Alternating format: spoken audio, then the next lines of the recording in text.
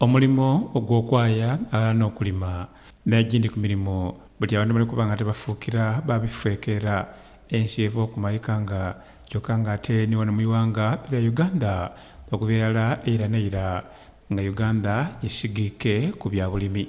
Embeera eno neewaliriza Omulangira w'eisaza erya Butembe mu bwakibazi nga bwa Busoga His Royal Highness Dr. Fredrick Walugembe Ntembe okuba nga ate asitukira mu amangulembera omwaka guno ogwa 2024 okubona nga ate ekigambo ky'obulimi taku n'obwayi ekitutumula mu isaza lye lyatwala erya Butembe.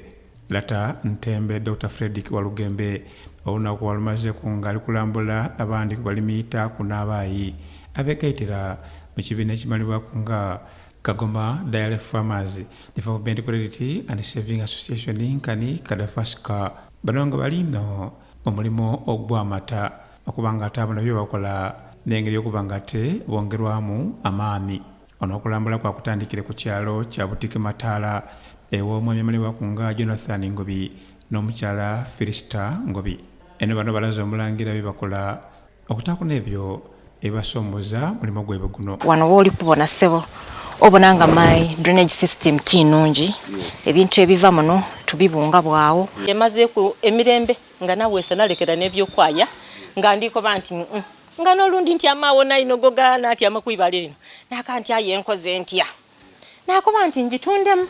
Mu Asian countries abantu abasinga bona omwagana n'ente endala oba ibiri aye nga bafumbira ku gaasi kituyamba kinene ino nti tutema miti environment yasigala nga nungi ate mwangu wakola ava wano munte yaira mu containers debakola mu biogas kaibwa mutolamu mu containers ngakuze kaiwa yafuka fertilizer kaiwa za muti mu nimiro ebibale bya mu maiso akuvaawo Lata Ntembe aize wali mitundu by'ekyalo ky'emuguluka y'ebuvanjuba ewana biri Sulaina ononga yena mbeera ali mulimo gwa kwaya.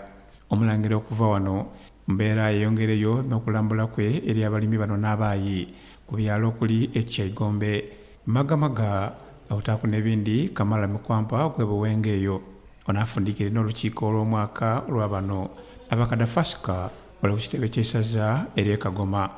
Eno abalimi taaku n'abalimisa basimira Lata Ntembe olw'okuba nga ate abakyalireku era bamulopera ebindi kweyombeera ebibandega mirimo gyaibwe. Baba omulama gwaife gwakuba na sente mu nsawo n'omulama gwaife okuba n'ente endala ngeri kuvaamu erita 10 ogwo mutwalo buli lunaku waka. Ekisooka nti mba muli mu gurupu nga limu okufacilitatinga gurupu okutambula. Ekyokubiri tulina ente daife tisinga bungi diri loko perano mu butono obwaife twakuba tudisitula tutya. Omumyuka w'akatuukiro w'eisaza lya Butembe asooka ow'ekitiibwa Mugado Paul asabye Lata Ntembe okuba nti kuzimba eisaza lino lya Butembe mu by'obulimi nabe nga atandikira ku bano abakadafasika. Bwobwine wange tizera soni tulaba nti ekibiina kino kigaita omusomi alina amagezi ge n'omuntu atasoma bonabona bafaanana bakola ekintu kitya kirala kyabazinga bwakusaba nti ayinda Butembe beeroro modo erode modo eri wano ekumala kutandikira okulaga. Omulangira Ntembe Dr. Fredrick Walugembe bana basabye wona nga tebongera ino omutindo kwebyo bakola bali babe nga ate babifunamu. Nenda kweyama kuba nti twidde akolera walala nenda okwira wano nga tu developing anani yogurt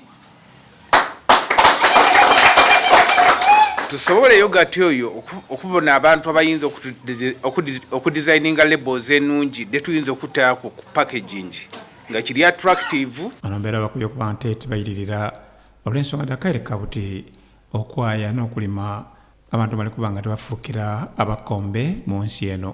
Bana okulunda kintu kikulu ino okulunda kintu kikulu incident ambwire mu ningi ayenze tibonanga mulunzi mwavu omulunzi munsi edo nasinga obugayiga. Musulo Robert Baba TV Amakonde.